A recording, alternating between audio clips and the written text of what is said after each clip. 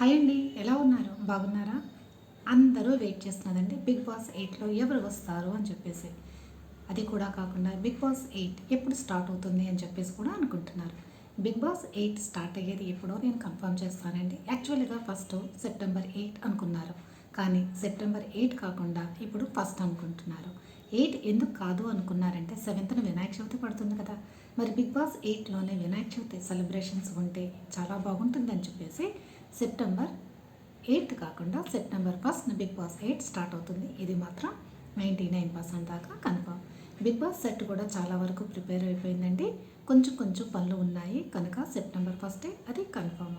September 1 అనేది ఆదివారం పడుతుంది. ఆదివారం మనం చూడొచ్చు బిగ్ బాస్ 8 ఏంటి అని చెప్పేసి. అందరూ కుతూహలంగా ఎదురు చూస్తున్న బిగ్ బాస్ 8 అనేది స్టార్ట్ అయిపోతుంది.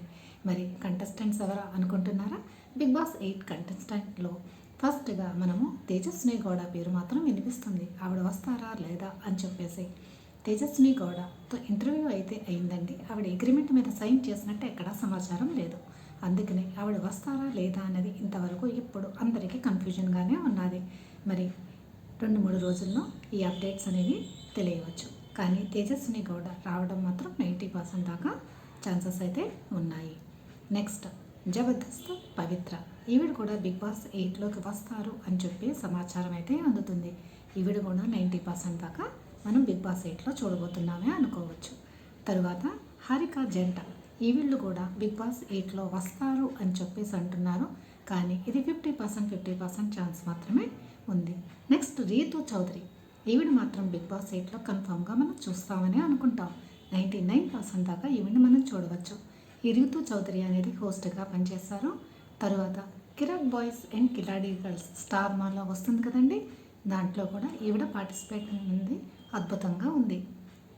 అందుకని ఈవిడ వస్తే మాత్రం చాలా బాగుంటుందని అనుకోవచ్చు. ఈవిడ మాత్రం మనం బిగ్ బాస్ 8లో రీతు చౌదరిని మాత్రం చూడబోతున్నాము. నెక్స్ట్ సనగారు వస్తారా లేదా అనేది ఇంతవరకు కన్ఫర్మ్ అయితే లేదండి. అందుకని చెప్పేసి ఇది క్వశ్చన్ మార్క్గానే ఉంది.